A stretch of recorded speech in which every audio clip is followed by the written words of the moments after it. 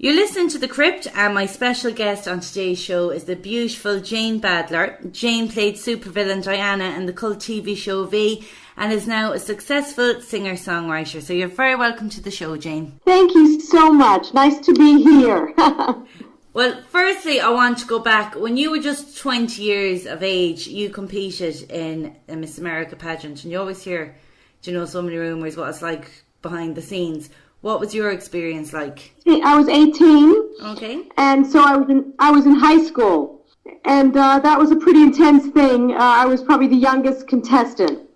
So it was pretty, pretty incredible thing to happen when you're still in high school, to be in the Miss America pageant. And it was very competitive. People were there to win. And it's like a contest. It's all a contest. And it was good, but I remember it being quite stressful. Well then, could you talk about your road to getting your first acting job as Melinda in the soap opera One Life to Live? Yeah, well, I graduated from a very good drama school. It was called Northwestern, and I arrived in New York City all by myself at 21 and didn't know anyone. And I just started knocking on doors. In those days, you could knock on doors. Mm-hmm. Now you can't do that. And I had an agent who asked me to come in, and she signed me, and that was it. I started doing commercials, a lot of commercials, right away. And then I got the soap opera probably after about 8 months. Well, you did quite a few roles in soap operas, and then you got your most prominent role as Diana in the cult TV show V.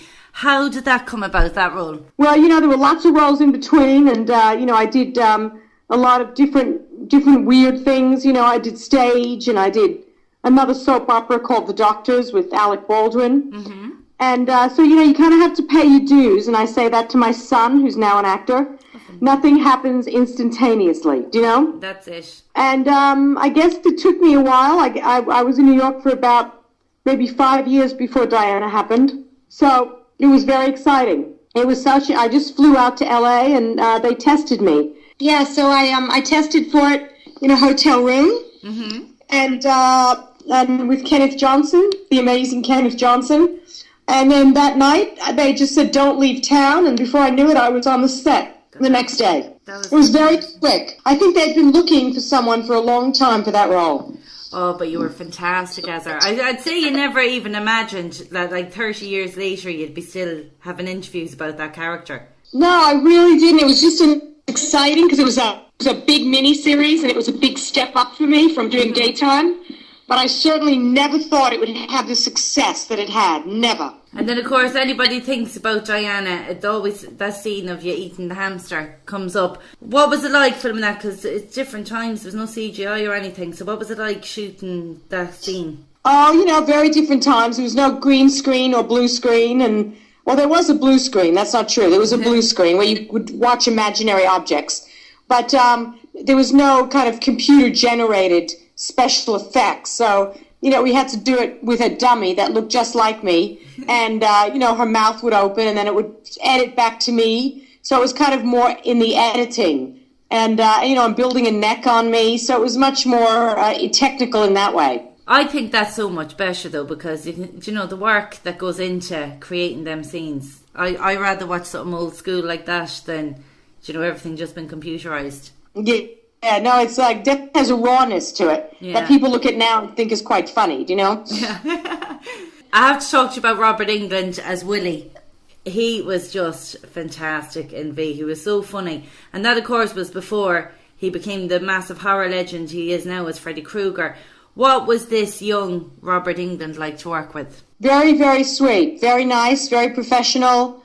I didn't have a lot to do with him. Because most of my scenes were with, other aliens. So I didn't really have that much to do with him. But he certainly seemed like a lovely man. The reason I think the V really has stood the test of time is the cast that was on it. It had such a fantastic cast. Who would have been your favourite person to share a scene with? I don't know. I loved sharing a scene with Sarah Douglas. She came on later in the second miniseries. Yeah.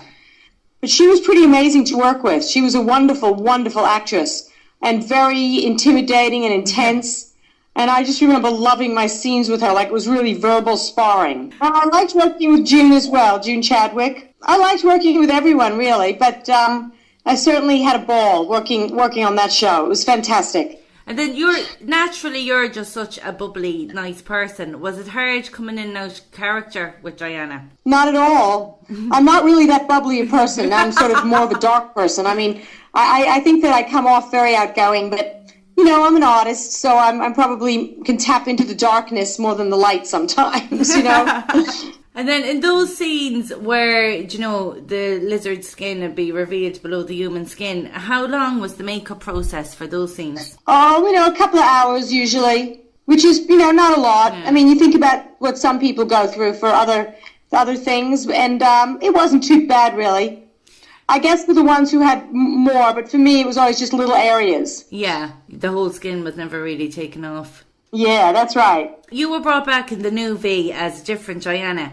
Do you think it was a mistake that they didn't cast you as the supervillain in this? Because that's basically what the fans would have wanted to see in Diana. Yeah, they made a huge mistake. They were so out of touch with what the fans wanted.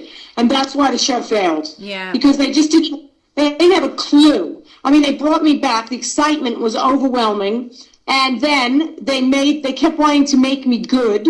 And they kept wanting to make me sort of stuck in the dungeon. I mean, the whole thing was ridiculous. They should have made me evil, and they should have made me fight for power with my daughter, and it would have been explosive. Oh, God, that would have been unbelievable in it, so it would have been. You know, and it would still be around if they had done that. Oh, certainly would. And then they could have had, I suppose, different characters come in here and there throughout, you know? Oh, they would have brought in all sorts of characters from the old, you know, the old V. It would have been incredible. But they were very stubborn, and they really just had their own vision, and they didn't want to change that, which is such a shame. It is such a shame.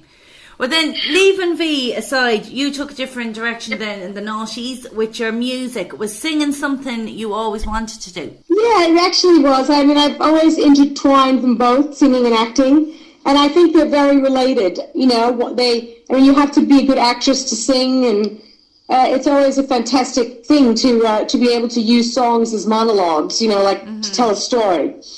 So I really got back into singing about 15 years ago when I moved to Australia. And I started doing, like, you know, some musicals and some one-woman shows. And then started doing kind of recording quite late in my life. You know, I didn't start recording till, you know, like at 50, you know. I mean, that's like unheard of to start recording at that age, you know? Yeah. So, I don't know, I never thought about recording, and then suddenly I was recording, and now that's kind of more pleasure for me than anything. And you've 3 albums under your belt now, is it? Yeah, I do actually, that's right. I've got 3, and the 3rd's coming out in September. Oh, excellent. And who knows what'll happen after that one. I never know if I'm going to do another one. But this one was a very big labor of love. It took me 3 years. And I wrote, you know, I'm involved in all the writing of all the songs. So it was a very personal album. The first album actually was an indie band called Sir, and they asked me if I would be the front woman. So the first album was very much me having to fit into their kind of format. And that was fun, and that was challenging. And then the second album was more of a collaboration. The third album, of course, is a collaboration, but I was driving it. How would you describe your music? Well, my new music is electronic, and it's very kind of cinematic with a lot of tribal beats and a lot of percussion. It's very epic. You know, every song is epic and emotional and dark lyrics, but fun.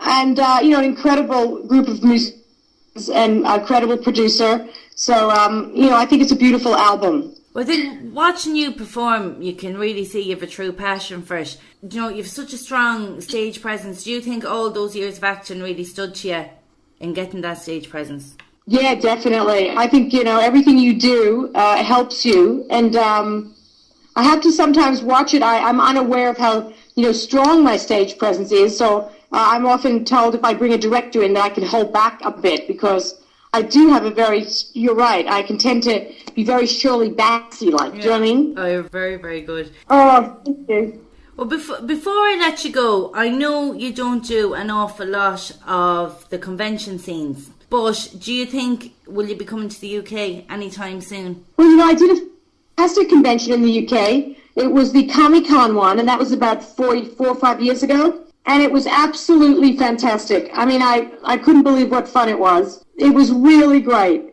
And since then, you know, I've done a couple in Sweden, and then I did one in North Carolina. But that's really it. I'm asked all the time to do them in France and Argentina. But, you know, I'm very far away. I'm in Australia. It's a lot of traveling. It's not that easy for me. And I've just come back from performing in Europe, and I may be going back again to do a film. So I have to kind of pick and choose why I go to Europe, do you know? But that's it. When you have to go all that way, it has to be worth it. You wouldn't like just be flying all the way to the UK for one appearance on one day. It'd be an awful lot for you. No, I mean, if it fit in, it would be fantastic. Yeah. But it, you know, kind of has to fit into where I am in the world. Well, hopefully at some point one will fit in and we'll get to come out and meet you. I'd love that. I'd love to come to Ireland. I really think I'll be performing very soon in either Scotland or Ireland. I just hope it happens soon. We're waiting on the album to see what the interest is, so we'll cross fingers. Oh, excellent. Well, you'll have to let me know. And I will, Rita. And, you know, if the viewers want to check out my new music video, it's called Volcano Boy. And it's on YouTube, and it's, you know, about a mythical boy born out of a volcano, and it's very beautiful. So, and it was great to meet you and talk to you finally. Oh, thank you so much, Jane. It's been a pleasure having you on the show. And next up now, I'm going to play Jane Badler's current single, Volcano Boy.